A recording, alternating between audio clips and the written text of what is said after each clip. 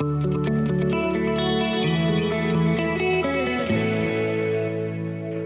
and welcome to CSaP's Science and Policy Podcast. I'm Rob Doubleday, and this series on science advice and government is produced together with Expertise Under Pressure, which is a research project of the Centre for Humanities and Social Change at the University of Cambridge. This is a further episode in our series looking at science advice to government in the context of the COVID pandemic and other extreme risks.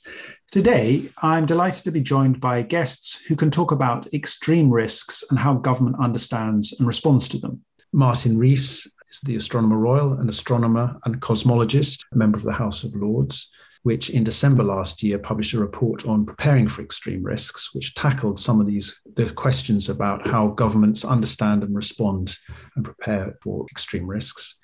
And we're also joined by Suzanne Raine, who's an affiliated lecturer at the Centre for Geopolitics at the University of Cambridge and was formerly a civil servant and spent time running the UK's Joint Terrorism Analysis Centre, so has some experience of what it's like inside government thinking and responding to risks. And also Kristen MacAskill, who's an assistant professor in the engineering department at Cambridge. Her work is on the governance and resilience of infrastructure. And also before joining the university, Kristen spent a number of years in industry looking at disaster response and infrastructure. So we have expert guests who have lots to say about government and extreme risks. Martin, I'd like to turn to you first. What do you feel were the most important lessons that the House of Lords Special Inquiry raised with respect to how the UK government in particular plans for, prepares for, and responds to extreme risks? Maybe you could start by actually saying what extreme risks are and what was the House of Lords concerned about? Yes. Well, of course, the setting up of this particular study was stimulated by COVID-19, which was, of course, a wake-up call, although people realized that pandemics weren't all that unlikely. It wasn't really on the public agenda, and we had an event that spread globally and was catastrophic, and also which cascaded in surprising ways. No one had really predicted that a pandemic would have such a big effect on the education system, for instance. And so the report of the House of Lords was concerned with how we can be better prepared for these massive threats of all kinds. And of course, pandemics are one of them. Others might be catastrophic failures of the grid or of the internet, or other kinds of biological disasters or terrorism and things of that kind. And a report was published in December, and let me advertise it by holding it up here. It was published in December, and according to the rules, the government has to produce a response, which will then be debated. But as to what we recommended, we were concerned that these extreme risks weren't high enough on the government agenda. And that's understandable because they're unpredictable and the extreme ones are rare, unlikely to happen in the 5 years of a particular government, etc. So they tend to get downgraded in importance. And in the UK in particular, we felt this had happened. And although there is a national risk register, we felt it was not prepared with enough consultation. And there certainly weren't, for instance, exercises as the military would have to explore scenarios to see if people are prepared. And because any serious disaster is going to have effects that resonate across different departments, different parts of society, we felt there should be a better central structure. There should be a particular person, a particular officer who is in overall charge of the preparedness and management of extreme threats of all kinds. And there should be a appropriate delegation to local governments who will have to handle on the ground the consequences of what happens. So we just felt that the government was unprepared. And in particular, there is something called the National Risk Register, which is a matrix which plots possible risks along two parameters. Along horizontally, there is the likelihood of a risk occurring, and vertically, how serious it is. And we felt that this was not a very good way of preparing and comparing risks, in particular because it estimated the likelihood of a particular event in the next 2 years. And the reason that's a deficiency is that many of the kind of threats we're talking about extreme climatic events, terrorism and cyber attacks and things like that, their likelihood is increasing year by year. So if we just think of the first 2 years, we won't prepare adequately, a higher probability in 10 and 20 years. So we needed more long-term thinking in the planning, more joined-up thinking, and of course, to have better preparedness, we need some international action to a greater extent than we have now. So, I mean, that's a very clear summary of some of the main points, longer term thinking, more openness. But I'm interested in getting into a little bit more detail about the point you made about having single sort of accountable officers. How did the report come up with that as a recommendation? And did you have sort of examples in your mind about how that could work in practice? Well, first of all, we had on our committee 7 ex-ministers and 2 former defence secretaries, Des Brown and George Robertson. And they both banged on about the importance of exercises so that people are prepared. We also had some international input. We had witnesses from Germany, Sweden, and Singapore, which all have a rather better organized and better prepared system. And Japan does as well. So we did have that sort of input, which indicated we were underprepared. And people realized there's got to be some local authority. I mean, to take one small example, small as it wasn't catastrophic, there was this potential failure of a dam in Derbyshire a couple of years ago, and we interviewed the chief constable, and she had no authority to tell people to evacuate, even when it was essential, because the lines of command weren't clear cut. And so that's just an example where we need to have delegated local authority to cope with these things. I mean, I'm interested to perhaps bring in Suzanne here on the point of having, because I think, Martin, you're saying that there needs to be greater clarity at the centre in terms of who is responsible for thinking about and managing a specific risk, as well as a clearer sense of how that's sort of delegated as well, if that's your point, Martin. That's right. And of course, it's got to be decentralised to the local bodies, which are going to be involved in dealing with the immediate impacts. And they've got to know what their delegated authority is.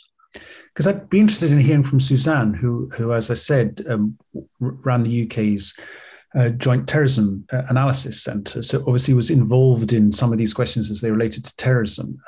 How do you see that recommendation from the House of Lords working in practice? Thank you, Rob. I think the question about working in practice is the critical question. And the piece of the argument which I'd like to explore more is how you anticipate so that you are able to take action so that a risk doesn't materialise. And for me, the critical element of that is about the monitoring and the warning that a risk is changing, that it's moving past its mitigations, that it might materialise. And if you think just a sort of overarching way, the UK's National Risk Register says that it tracks and prepares for over 100 risks. Some of those are high impact, low likelihood. But that makes it obviously harder because any decision to act on a high impact, low likelihood, sort of low probability event means that you have to confound all the algorithms that say this is exceptionally unlikely. So you have to build something which enables you to say, I know this is exceptionally unlikely, but I think we need to act. And that's a warning system. And we have it for certain distinct risks. And we have it for terrorism for historical reasons, essentially because we didn't have one. And we found through a series of incidents, most notably the Bali bombing, when there was, sort of people looked into it afterwards and said, had we had one clear warning system, it might have been possible not to stop the attack, but to have been monitoring a buildup of threat that could have flagged this in a different way. And that's basically the sort of critical point was we need clarity. We need one body whose job it is to warn, and somebody else can do the response, but you need a clear voice. So for me, the questions which we should be asking ourselves across all of the risks are, can we clearly describe our system for identifying new or escalating threats and hazards? What is our system for warning that they have emerged or that they're escalating beyond the mitigation? And then Martin's other point, do we know who is responsible for what? So who owns each of the risks? And I think it would terrify civil servants if you were to say, this line on the National Risk Register is owned by this Director General, and you are responsible for telling us if this risk is changing. Because they would instantly say, well, I don't have the resources to do that. I don't have anything set up to do that. And that, of course, would be a terrific discovery for us all to make. And then, there will be, at some point, there will be overlaps where multiple different departments think they're doing a bit of it. And if that's the case, it's wasted resource, which we haven't got. And in some cases, there'll be underlaps where multiple different departments think that somebody else is doing it, and in fact, they're not. And that's unmanaged risk. So you need to draw the lines and see what they look like. What does the connecting thread look like? And if you can't draw the line, then it very probably won't work. What you say, Suzanne, sounds compelling. What I'm wondering about is how likely is it that we can get to a point where we delineate the boundaries around the specific risks we're interested in, and then can identify a sort of responsibility and accountability within government. I mean, from the example of terrorism, how complicated that is with respect to one risk. What's your sense of the likelihood that we might make progress across a wider array of risks? It's a choice. The likelihood depends on wanting to do it. For me, I've learned an awful lot from engagement with the corporate world, seeing how they put management of risks as a central factor in how they position themselves, how they basically ensure that the business keeps going. If you're a major bank, you've got a set of serious risks that have to be managed. And you do that by very clearly saying, this is the risk owner and this person's livelihood depends on how well they manage that risk. If we're saying in government, we can't do that, I think we do have to ask ourselves, why? Why can't we nominate risk owners for each of them? If we're making a list of risks, we should be able to say who's responsible, at the very least, for notifying if they are changing. There's an important point that is sort of alongside that, which is that question of who is empowered to sound the alarm. I think we've learnt multiple times that you can't have multiple voices sounding alarms simultaneously or not simultaneously, because that creates chaos. You have to have one clear voice if you want action. For that to continue to be heard, it needs to be right more often than not. So you need to put effort and resource into making sure that that warning system, the alarm, can be as good as it can be. So for me, that's where you have the committee, you have the discussion, you have all of that as part of a process, a part of the warning process. But there comes a time when you have to have one person who's empowered who's responsible for saying, now is the time to act if we want to either prevent the bad thing happening, or given that we can't prevent the bad thing happening, to put the preparations in place such that we minimize the impact of it. The question is, can that voice be an independent voice? For terrorism, the Joint Terrorism Analysis Centre is an independent body, and it sounds the alarm irrespective of ministerial views. It makes a judgment on the threat, and that is passed to the Home Secretary for them to announce, not for them to question. And it works for the politicians because they can say, you need to listen to this. There has been no political interference in this. We're not manipulating the threat level for our political ends. It works, secondly, because then if the warning, for whatever reason, isn't right, they can say, I've been passed this by my independent experts. It wasn't my fault that it was wrong. So in that sense, it puts more pressure on the experts, I suppose. But the issue is, are there things where political leaders would be uncomfortable delegating warning to an independent voice? So, for example, warning about fuel shortages or truck driver shortages or food shortages, things which essentially could be said to be within political control.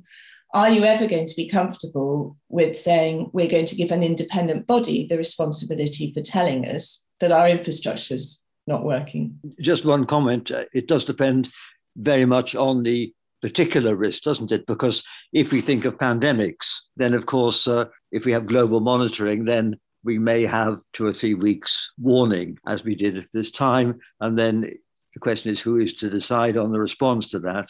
But if there's going to be some bad weather, then we may have a few days warning. But if there's going to be some massive cyber attack, or maybe some biological engineered attack or something like that, we may have essentially zero warning, surely. And isn't that the issue where you have to ensure that all the time there are people prepared to jump into action? Yes. I mean, for me, I would be constantly monitoring and tracking changes in the risks that we've said are sufficiently important to go on the risk register. And you're right, some of them are very short timescale. Some of them appear to be a long timescale, but they could happen tomorrow. So the timescales are always a bit misleading. And that's why you have to be vigilant and anticipating and projecting, but not super forecasting, which I think does not actually help in these instances. Yes, but to come back again, you've got to be prepared, and this requires to have done exercises of how you respond and make sure that the people locally know what their authority is and what they can do. Exactly. That thread of the difference between warning alert levels and response levels is a really important one. And people often get confused between the two. But the warning is the alarm. And then you should, if your system is working, you should be really clear whose job it is to listen to the alarm and to respond to it. And that's the entirety of the warning and alarm cycle, that there's a completely separate section, which is what we do about the warning. And they absolutely, have to have the authority to take the action necessary. I mean, I think this is fascinating, and I'm totally convinced by Martin and Suzanne's arguments about the importance of identifying risks that we care about, knowing that we'll miss some or be wrong, but at least having a proper serious go and then acting on that seriously. But I wonder if you could extend the argument a little bit, and maybe I'll turn to Martin and then Kristen, because we've sort of been talking as if these risks are exogenous, that government then has to respond to a risk that hits it. But I think the report also identified areas such as infrastructure, where government is responsible in part for building or regulating infrastructure, and that over time actually the investment choices we collectively make in our infrastructure does impact on the kinds of risks we're exposed to. So it's not just a sort of warning response, but actually a kind of investment management design question as well. To what extent did the House of Lords get into that territory, Martin? Well, it was very concerned about issues like, for instance, decaying infrastructure. We talked about the Italian bridge made of concrete, built in 1950s, which collapsed. And we're mindful, of course, that we depend on Victorian infrastructure in many ways, some dams, for instance. And so we realized that there is an obligation on those responsible to ensure that maintenance isn't deferred. And this goes back to the question of long-term investments and the appropriate rate at which you discount future benefits and disbenefits. And there's something called the Treasury Green Book, which sets a recipe for how you assess future benefits and disbenefits. And this applies a discount rate of 3.5% per year for the first 20 years after the present. And we think this is too much, because if we think of risks like pandemics and cyber attacks, which are growing year by year, we ought to be prepared to prepare for such events up to 20 years into the future. And if we discount that by a factor of 50% compared to something happening now, we are going to underinvest. So the feeling is that the discount rate implied by the Treasury Green Book is a disincentive to doing the long-term maintenance and the preparation for risks which are growing year by year. Kristen, I know that you sort of had first-hand experience of some of these questions in the infrastructural and engineering response to the Christchurch earthquake. How would you say that the research you've done informs this question about decisions about investment in infrastructure in the light of the kinds of risks we've been talking about? When we're responding or recovering from a major event, it's often perceived that there is an opportunity to build back better. And we've seen that rhetoric coming through in the COVID recovery. And it's quite unusual in that sense, actually, because we're talking about changing our cities and infrastructure, but that actually wasn't directly impacted by COVID. So that's an interesting example. But when it came to the recovery of Christchurch, New Zealand is a country that is well aware of its exposure to earthquake risk. And in light of that, is one of the most prepared countries in the world. It is highly insured because it can't fully build its way out of that risk, and therefore has prepared itself for it. But when it came to the major earthquake in Christchurch in 2011 and looking at how the engineers were rebuilding the city following that, there was an exploration of whether or not we should change the technology of the wastewater infrastructure so it was less vulnerable to earthquake damage. And just like what Martin's just described, when you're looking at investment into major infrastructure, you look at a discount rate over time. And what the engineers were doing were exploring various scenarios of possibilities of earthquakes in 10 or 20 years' time, and whether or not it was worth the increased investment up front should there be another earthquake in the future. But in the end, the pressure was on to reduce upfront costs. So even when there was an attempt to try and factor in those longer term costs that are within the lifetime of that infrastructure in 20 or 30 years' time, the whole system was just driving decisions towards reducing the capital costs. And that's very much ingrained in our decision making when it comes to investment in infrastructure. Given the sort of the points we've been making, how can we move beyond this focus on the present and the sort of the most likely to have a wider view of the longer term future and the less likely but catastrophic sort of potentialities that, you know, we've just heard from Martin and Suzanne that we collectively really ought to be factoring into our thinking? In the case of infrastructure, what hope is there for more joined up thinking? There's a few aspects to it. Firstly is the introduction of different types of tools or assessment processes for risk. The risk matrix that Martin referred to has become common across many different decision-making contexts when it's not necessarily the most appropriate tool, or it shouldn't be the only tool that we use. So it's not that we shouldn't use that in the future for the National Risk Register, but there should be other scenarios or stress testing approaches to frame the risk in a different way. And a very simple example of this is when I talk to people in New Zealand who are responsible for investing in city infrastructure assets, they now talk about it's very common for them to talk about earthquakes in the sense of what is the likelihood in the next 30 or 50 years of this event happening, not in the next 2 years. Because if they're building new infrastructure, that is the reasonable lifetime, if not longer, of that infrastructure. And if you're being responsible now, you need to think about what damage could that be exposed to within its lifetime. And I think that's a very simple example of that. Well, I was wondering, Kristen, if you think that more systemic approach and with a greater appreciation for the longer term, do you think in your area of looking at infrastructure, do you think that a greater awareness of climate change is driving a different way of thinking about the long term and how infrastructure investments are considered and made? I think it's helping to mainstream longer term thinking. I've been interested in sustainability since I was an undergraduate civil engineer. But when I was originally in industry, a lot of what I did around sustainability was voluntary, or I would be adding comments into reports, even if the clients didn't ask for it. And we've seen a real transition in the last 2 or 3 years around this conversation. There's just a much more common conversation. It's much more mainstream to talk about the possible impacts of climate change rather than just something that's nice to have if we've got time to think about it. And I've seen a really clear transition. So I definitely think it's helping people expand their thinking around what their responsibility is when they're planning or building infrastructure.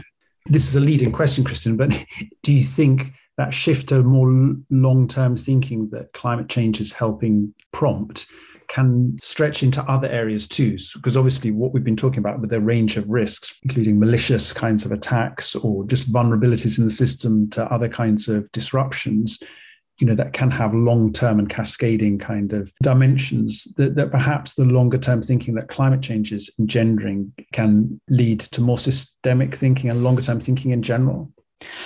I think it certainly helps, but I think it goes back to what Suzanne was talking about earlier around whether or not there is responsibility in the system. And part of this growing attention to climate change is that there's becoming increasing responsibility being set in the system where it becomes untenable for companies not to think about this. And even with climate change, there's a challenge right now because there is a lot of emphasis on net zero and reducing emissions, and not quite the same emphasis on adaptation. So it's how the wider system is responding to require people to think about this. I think it's helping, but we're not necessarily quite there, and people just making the leap to, we've got other things to think about. Can I come in? Just one of the things that I learned recently, that we have forgotten, for example, that London used to flood all the time. And we rely so heavily on the Thames Barrier to stop that happening. And some friends of mine at the UCL Warning Research Centre just said, what happens? What happens if it fails? What happens if the tidal surges become so strong that the barrier can't hold it anymore? When did we last do our planning for what a significant flood in London would look like? And it's so obvious, and we're all just sitting here in this massively densely populated city, taking for granted that the Thames Barrier, which is quite old now, is going to keep all the spring tides at bay. I think that's a sort of really interesting live example. I think that happens often, Suzanne. And I think when we go back to this tool that we use, Matrix, where you have the what is the probability and the impact, it gets a bit conflated if you look at the impact as being reduced because of the interventions that you've made. And I think it's really helpful to start separating that out.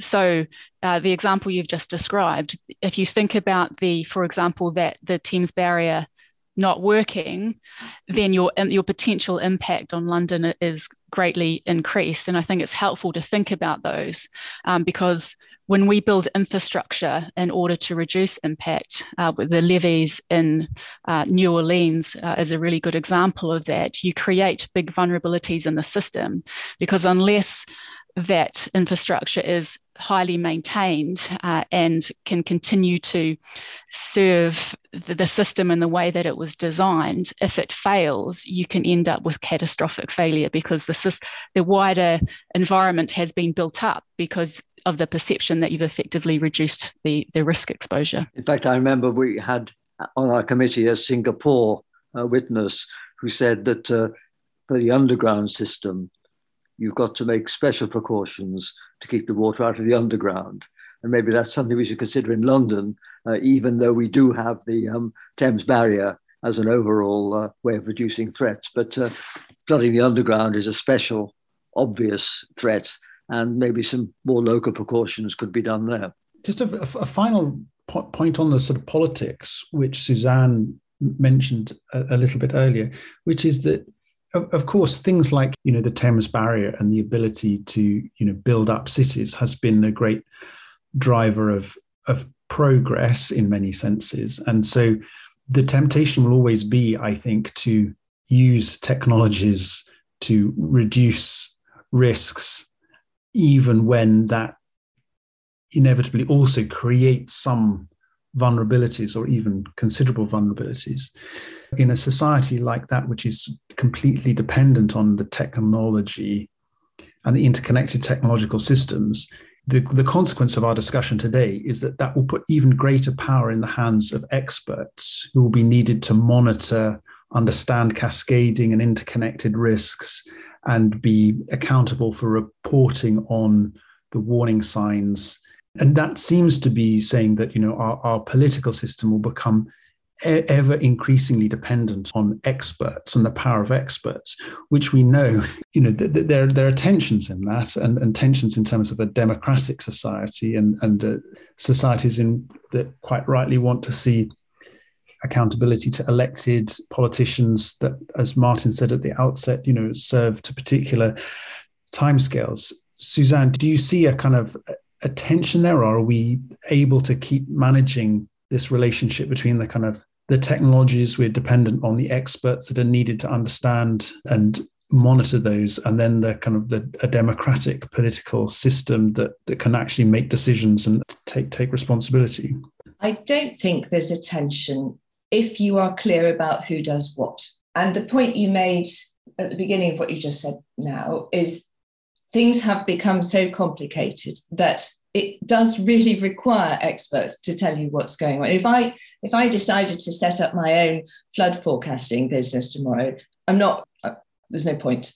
So we need the experts there to do the monitoring. One of the things that I learnt in government, actually, and I think this is particularly the case in the cyber world that Martin was talking about, is that it often is very young, very junior people who can tell you what's going on the internet, on technology, what the Russian hackers might be going to do. Nobody else knows how to work the computers to that extent. So you end up in this kind of very inverted pyramid of wisdom where all the senior people are sitting around the table looking at the 24-year-old in their first job saying, tell us, was it the Russian military intelligence who did the hack? And that's disconcerting for everybody in the process. It's disconcerting for the young person at the bottom and for the people who are used to knowing everything. So for me, you have to accept that the power of explaining what is happening has to be devolved to the people who are looking at it. Then you make a distinction between that sounding the alarm, describing how the risk is changing, from the policy choice about what to do about it. And you need to be really clear on that, because then I sounded the alarm. I said there was going to be a pandemic. It was absolutely clear. The choice of the politicians is what that response should be. And in that case, then, you can then, when the inquiry comes, you should always start from the inquiry and say, how's it going to look? When the inquiry comes, you can track, if the alarm was sounded, but the response didn't happen, why not? Kristen, I'll turn to Martin at the end, but Kristen, do you have any sense about how these discussions are happening in New Zealand? I know you've got a much broader view than that, but we did talk about the specific instance of the 2011 Christchurch earthquake. How's the politics of kind of expertise and dependence on expertise in New Zealand changed as a result of the Christchurch earthquake? I think that there has always been a high level of expertise in New Zealand, but perhaps the earthquake paved the way for a bit more attention or a bit more funding coming their way, particularly from a research perspective. And there's certainly, as a result, some big research initiatives that have been happening over the past 10 years across disciplines. So it's not just about developing our understanding of the technical capacity of a building to withstand a major event, but how does the coordination with the wider community happen, and what is the sort of capacity in the community to manage a response. And there's also been advancements in the way that the infrastructure owners come together and build their relationships so that they can understand how each other would make decisions in different situations. And there's actually been a lot of learning in the wider international community. There's good relationships between people in the US and New Zealand and sharing their experiences of response and recovery. And I think where things are going is to not just think about, and this is sort of more broadly in areas that are exposed to earthquakes, is to think about the infrastructure performance, not just in terms of preventing an event, but having the capability to recover an asset quickly, which is a different kind of performance indicator that's starting to be really well promoted and actually driven by some people with a lot of experience in the US on this. Martin, any concluding thought? two things. First, I think we ought to have as much openness as possible. There may be some issues like the threats from terrorism, which have to be decided within governments using their expertise. But of course, in health, etc., as we've seen in the case of COVID-19, the main expertise is not in government. And if the public is to have confidence that the best advice is being used, then that requires an open discussion with experts in universities and elsewhere. So we don't want to have too much secrecy, except in the few obvious cases where it is essential, like terrorism. So more openness, more discussion about these priorities. But to end on a rather gloomy note, I do think that among the threats which are getting larger year by year are those due to small dissident groups and even individuals empowered by bio and cyber technology.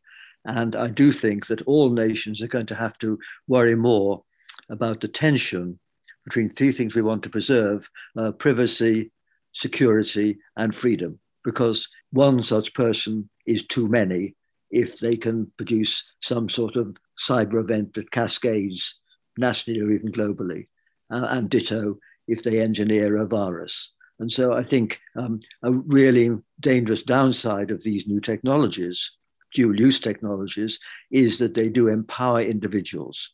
And this is something which is new. The village idiots in a global village have a global range now. And I think this is something which governance has to adjust to. And I don't know how they're going to do it. It's hard for me to. Suzanne, did you want to?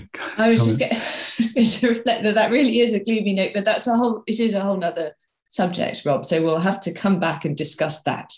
We will have to come back to discuss that. In many senses, it is a whole nother subject. But I mean, I think it underscores really the main point of this conversation, is which I'm taking, which is that there is no way that the governments can't fully face their responsibility for identifying absolutely critical risks and then taking responsibility for working out how those should be monitored, managed, and then responded to in the cases when those events or hazards really hit.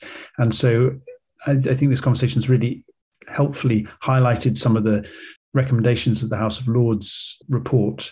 But going beyond that, sort of discussing in practice what we should be delivering on behalf of society and how we should be aiming to help steer the system productively. Let's end now. And I say a huge thank you, Martin, to you for joining us. Thank you very much. Great to be with you. And Suzanne. Thank you very much, Rob. And Kristen, it was great to have you join us. Thanks. I've really enjoyed it.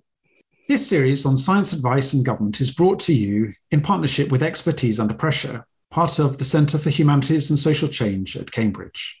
To hear more conversations like this, make sure to follow and subscribe on your podcast provider.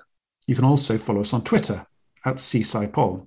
If you'd like to send feedback, which we'd love, or have ideas for future episodes, please email us at inquiries@csap.cam.ac.uk. Thanks to our producer, Jessica Foster, and researcher, Nick Kostick, and to you for listening.